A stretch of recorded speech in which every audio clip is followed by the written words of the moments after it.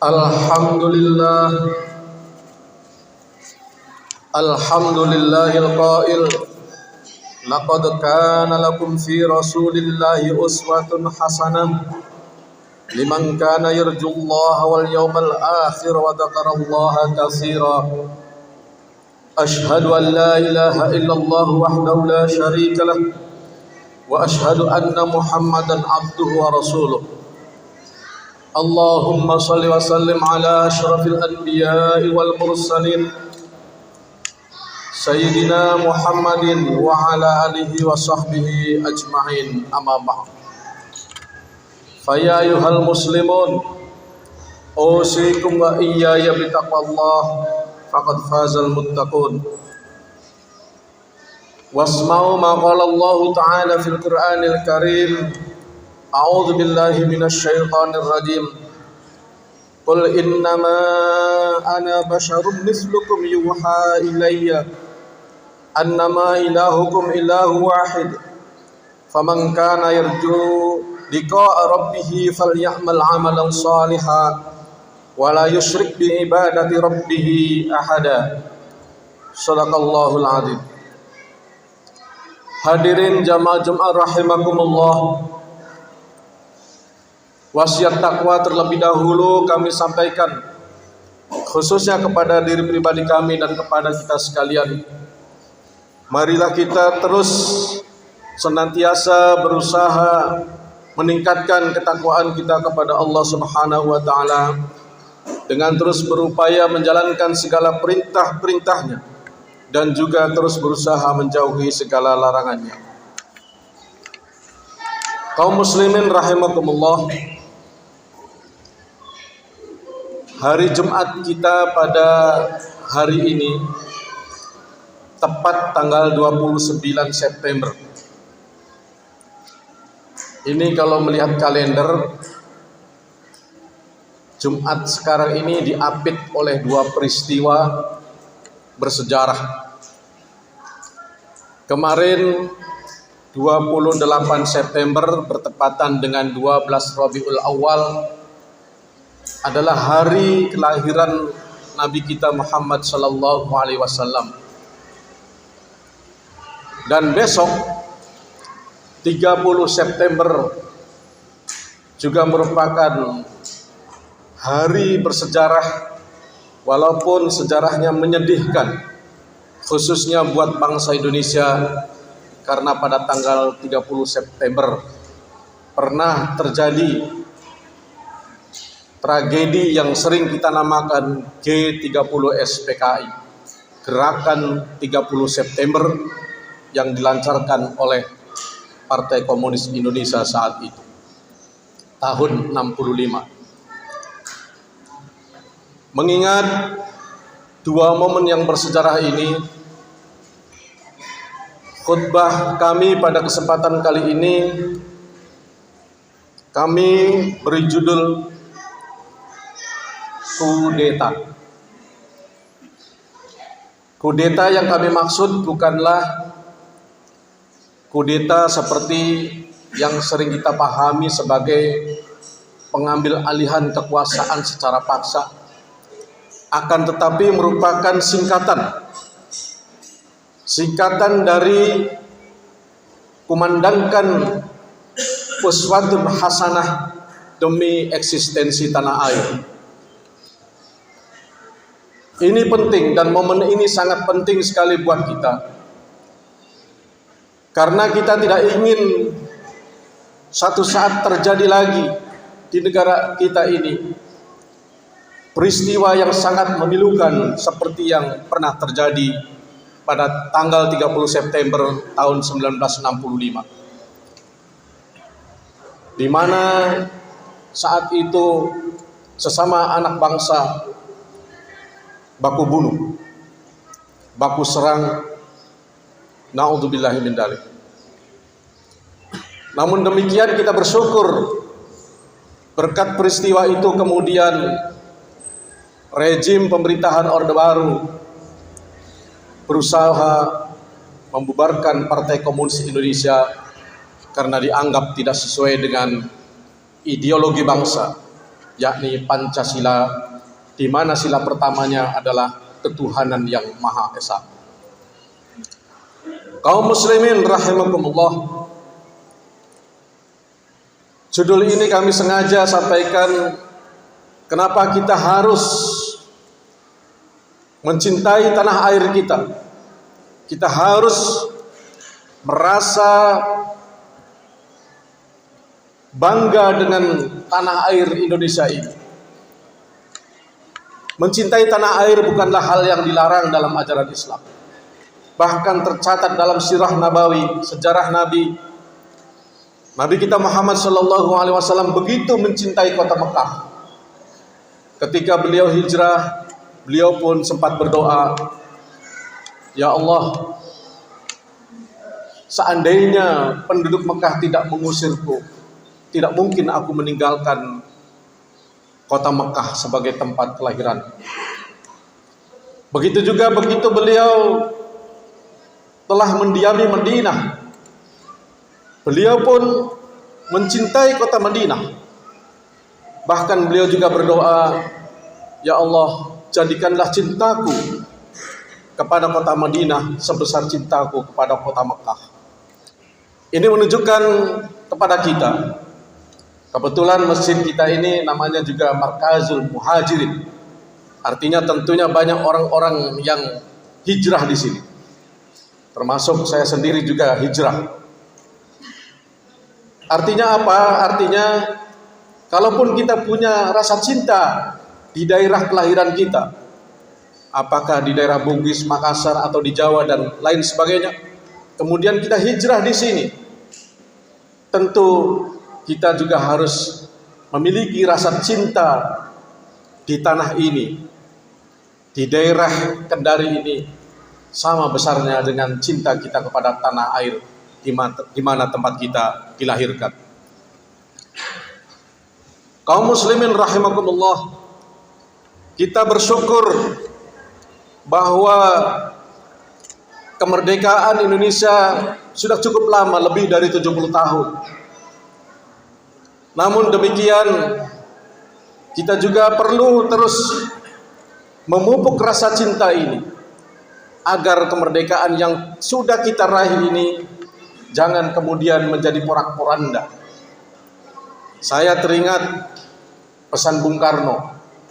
Kata beliau, dia khawatir bukan karena akan ada bangsa lain menjajah bangsa kita, akan tetapi dia khawatir jangan sampai terjadi kita dijajah oleh bangsa sendiri. Artinya apa? Artinya kita sesama anak bangsa harus saling mengingatkan. Dan kita bersyukur bahwa sistem pemerintahan kita juga sudah begitu luar biasa. Kita boleh berpendapat, kemerdekaan berpendapat dilindungi Undang-Undang Dasar 45. Untuk menyampaikan pendapat apabila ada ketimpangan-ketimpangan dalam pembangunan yang dijalankan oleh penyelenggara negara. Kaum muslimin rahimakumullah, di dalam kitab Sahihul Jami' Rasulullah sallallahu alaihi wasallam menyampaikan salah satu sabdanya yang dihimpun di dalam kitab tersebut. Kata Nabi, "Aku sangat khawatir atas kalian tentang 6 perkara. Yang pertama adalah imarah sufaha, orang-orang bodoh menjadi pemimpin. Yang kedua, saling menumpahkan darah, terjadi pembunuhan. Yang ketiga, terjadi jual beli hukum.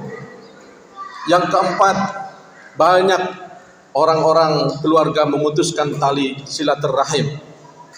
Yang kelima, anak-anak muda banyak yang menjadikan Al-Quran sebagai seruling-seruling." Maksudnya adalah Al-Quran diperlombakan dengan suara yang bagus-bagus, akan tetapi isi dari Al-Quran diabaikan. Dan yang keenam, banyaknya para al-gojo, kezoliman kezaliman. Ini adalah kalimat atau hadis Rasulullah SAW yang tentunya perlu kita cermati bersama. Kaum muslimin rahimakumullah, bertepatan dengan hari lahirnya Rasulullah, Maulid Nabi yang jatuh pada tepatnya kemarin, maka marilah kita dengungkan uswatun hasanah, contoh-contoh baik yang pernah Rasulullah perlihatkan untuk kita semua, agar bangsa kita, negara kita, tanah air kita selalu dalam kedamaian. Baldatun thayyibatun wa rabbun ghafur, menjadi negeri yang thayyibah, yang baik, yang damai, dan Allah selalu mengampuni penghuni dari negeri itu. Setidaknya dalam mendengungkan uswatun hasanah ini ada 3 hal rujukannya. Yang pertama adalah yang berkaitan dengan kognisi, pemikiran kita. Ya, kalau saya menyampaikan bahwa para pemimpin itu sesungguhnya adalah kita. Kalau mengikuti hadis Rasulullah, kata Nabi, kullukum ra'in wa kullukum mas'ulun an ra'iyatihi. Setiap diri kalian adalah pemimpin, dan kalian semua akan dimintai pertanggungjawaban tentang apa yang kalian pimpin. Jadi ketika ada bahasa pemimpin adalah maksudnya kita semua. Kita memimpin diri kita sendiri, yang sudah berkeluarga memimpin keluarga, lebih-lebih yang diberi amanah kepemimpinan di luar itu, misalnya menjadi ketua RT, ketua RW, bupati, gubernur, sampai ke presiden. Nah, ini seharusnya kalau kita mengikuti uswatun hasanah, kita baik untuk diri kita sendiri, untuk keluarga, apalagi punya amanah kepemimpinan, haruslah memiliki kognisi pemikiran yang baik. Pemikiran yang baik dalam arti visinya itu baik. Saya ingin diri saya menjadi baik. Oke lah, mungkin di dalam hidup kita ada selingan-selingan. Kita bukan manusia seperti Rasulullah yang dimaksum, yang dicegah ketika berbuat dosa. Akan tetapi kita kadang-kadang terpeleset kepada dosa, tetapi setidaknya sebagai manusia yang normal pikirannya, kita harus terus berusaha bagaimana meraih taubat kepada Allah. Keluarga kita mungkin saat ini masih porak-poranda, apakah karena ekonomi, apakah karena anak-anak, tetapi sebagai pemimpin di rumah tangga, kita harus berpikir terus bagaimana supaya keluarga saya menjadi baik. Lebih-lebih ketika kita diberi amanah kepemimpinan yang lebih besar sifatnya, jadi kepala desa kah, bupati kah, gubernur kah, presiden kah, maka pemikiran positif untuk memperbaiki apa yang dipimpinnya itu haruslah melekat di dalam setiap jiwa kita.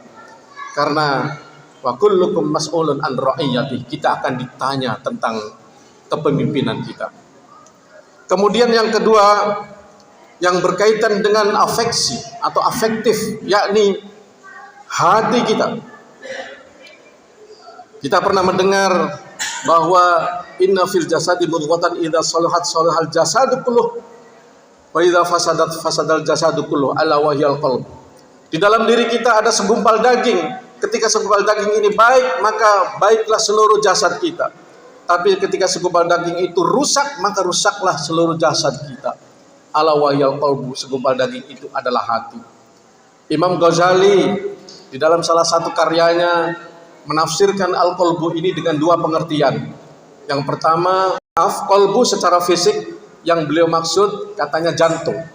Karena jantung ini sebagai pusat kehidupan seluruh organ tubuh kita. Dan pemahaman yang kedua adalah qalbu dalam pengertian hati abstrak yang punya perasaan, yang punya emosi, dan itu kalau perasaan kita, emosi kita, nafsu kita baik maka baiklah kita. Tapi kalau nafsu kita jahat, rusak maka rusaklah kita. Kaum muslimin rahimakumullah, di dalam surat At-Taubah ayat 128 Allah Subhanahu wa taala menyampaikan kepada kita, laqad ja'akum rasulun min anfusikum azizun 'alaihi ma 'anittum harisun 'alaikum bil mu'minina raufur rahim. Kata Allah, telah datang kepadamu seorang rasul dari jenismu sendiri, yakni manusia, yang memiliki sifat, memiliki hati, berat rasa olehmu penderitaanmu. Itu yang pertama. Seorang pemimpin harus merasa berat turut menderita ketika rakyatnya masih menderita. Ketika rakyat masih memiliki beban yang begitu banyak, merasa tidak bahagia dia ingin mengentaskan dari keterpurukan, ingin mengentaskan dari kesengsaraan rakyatnya sendiri. Begitu juga kita ketika kita memimpin diri kita sendiri dan keluarga.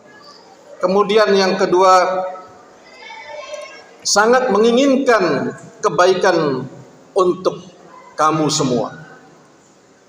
Jadi yang diharapkan itu untuk apa yang kita pimpin adalah kebaikan-kebaikan. Dan yang ketiga, sangat tinggi belas kasih dan sayangnya terhadap orang-orang yang beriman.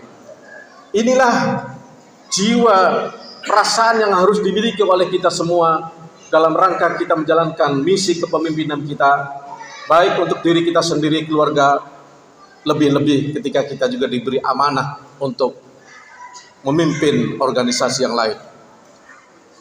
Kaum muslimin rahimakumullah, yang terakhir adalah yang berkaitan dengan psikomotor.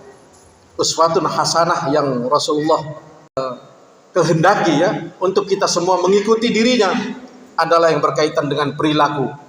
Ini tentu saja tidak ada yang mengelak, karena memang innama bu'istu liutammima makarimal akhlak. Salah satu hadis riwayat Baihaqi bahwa Nabi kita Muhammad SAW diutus ke dunia ini pada dasarnya adalah untuk menyempurnakan akhlak. Perilaku kita, sikap kita, tindak tanduk kita, insya Allah kalau kita memiliki akhlak, maka kita semua akan benar-benar bisa mencontoh kepada Rasulullah SAW. Inilah khutbah yang dapat kami sampaikan. Mudah-mudahan ketiga hal uswatun hasanah, baik yang berkaitan dengan kognisi, afeksi, otak kita, pemikiran kita, hati kita, maupun perilaku dan tindak tanduk kita, akhlak kita, mudah-mudahan bisa membuat diri kita dan keluarga menjadi lebih baik, bangsa dan negara kita juga menjadi lebih baik. Amin ya rabbal alamin. Barakallahu li wa lakum fil Qur'anil azim wa nafa'ani wa iyyakum bima fihi minal ayati wa dzikril hakim wa taqabbal minni wa minkum tilawatahu innahu huwas samiul basir.